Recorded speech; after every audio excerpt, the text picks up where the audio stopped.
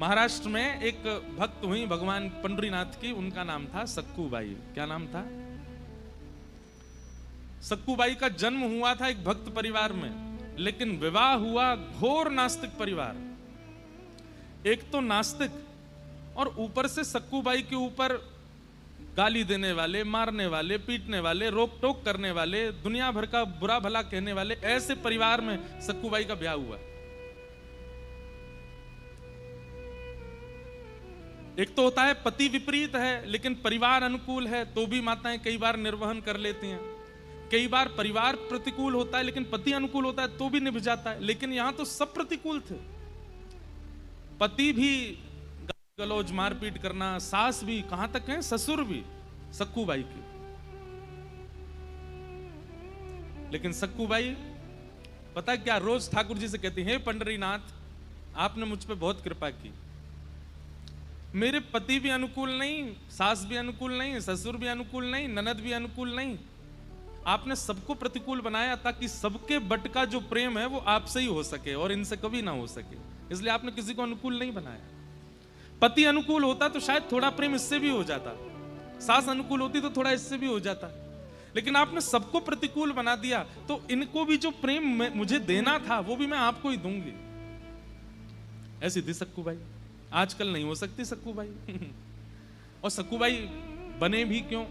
ठाकुर जी की कृपा सब पे हो, सब अच्छे घर में ही जाएं, कभी ऐसा परिवार मिले ही ना किसी बहन को। लेकिन सक्कूबाई ने बहुत सहा। एक बार सक्कूबाई, बहुत सुंदर कथा है, तो सक्कूबाई बहुत परेशान हो गई। अब तक तो सहती आ रही थी लेकिन अब उनसे सहन नहीं हुआ। क्यों? सक्कूबाई के घर के पड़ोस में ही कहीं कथा चल रही थी और कथा में ऐसे ही कीर्तन हो रहा था। कीर्तन में श्रोताजन नाच रहे थे, ऊंचे स्वर में सब गा रहे थे और वो धुनी सक्कूबाई को सुनाई दे रही थी।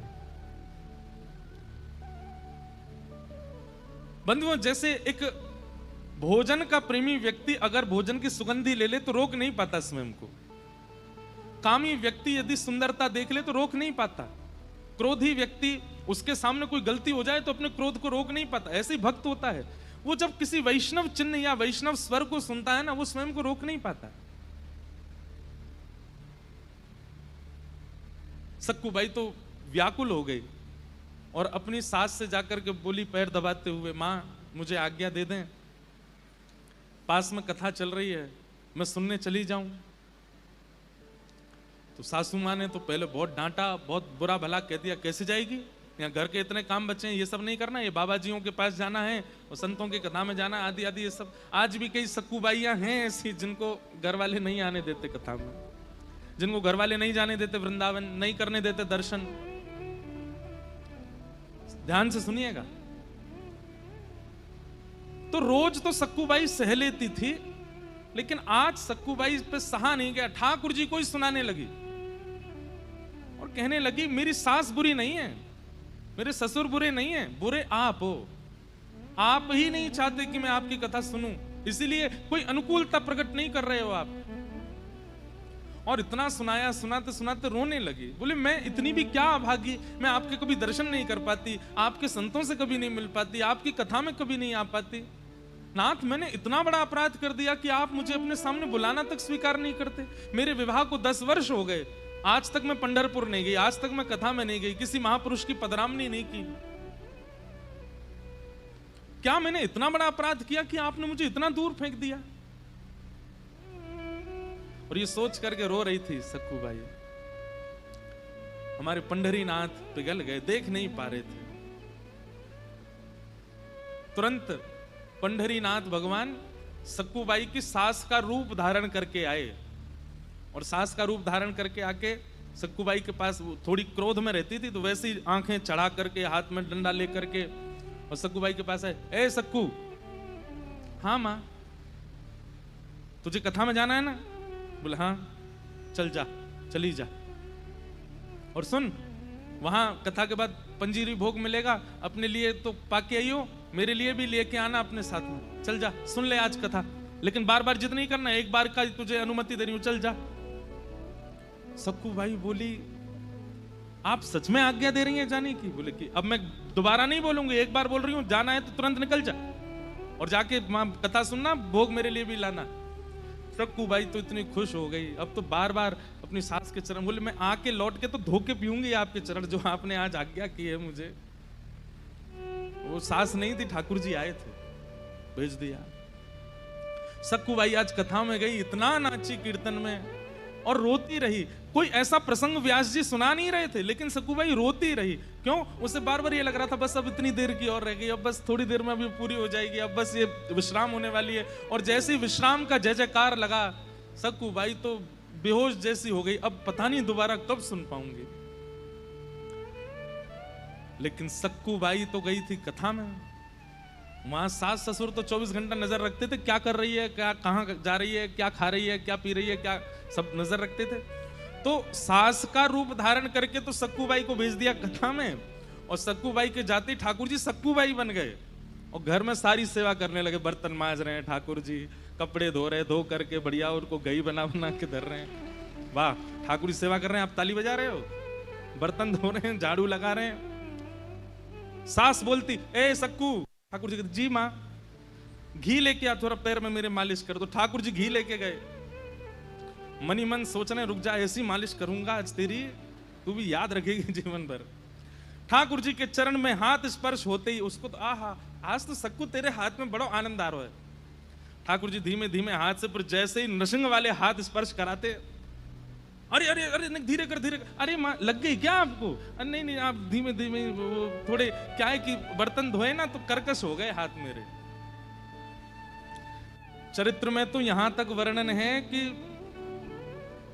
जैसे सक्कू बाई को गालियां देती थी, जैसे सक्कू बाई को कभी बाल खींच लेती थी, ऐसे ठाकुर जी के भी करे उन्होंने, गाली दी, ठाकुर जी के भी बाल खींचे, और ठाकुर जी सब सहते रहे। लेकिन आज सहन करके ठाकुर जी बोले, अब सक्कू को इस नरक में नहीं रखना है मुझे। ठाकुर जी काम सब व्यवस्थित करके भीतर की ओर चले गए। इतने में ही वहां कथा पूरी हुई।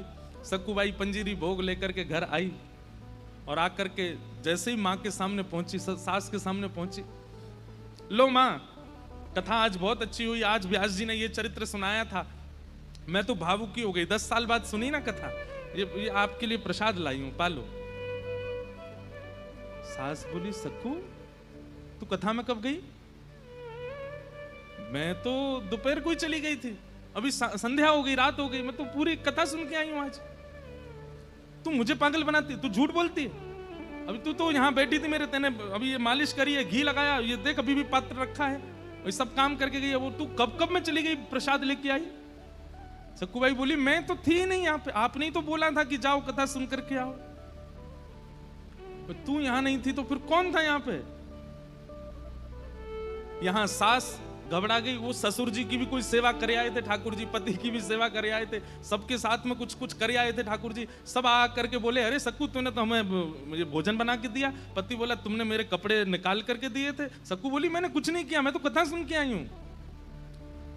सक्कू बाई समझ गई, जिस प्रकार घर व्यवस्थित है, जिस प्रकार बर्तन व्यवस्थित हैं, और जिस प्रकार की सेवा हुई है, इसका मतलब कि मेरा रूप धारण करके कोई और यहां था, और वो कोई और नहीं हो सकते, वो मेरे पंढरीनाथ ही थे। व्याकुल हृदय से रोने लगी सक्कू बाई कि नाथ, मेरे लिए, मेरे वजह से आपने इतनी सेवा की, इतना सब कुछ किया। जब इतनी सेवा आके कर सकते हो तो इन लोगों की मति क्यों नहीं बदल देते हो? इन लोगों की बुद्धि क्यों नहीं ठीक कर देते हो?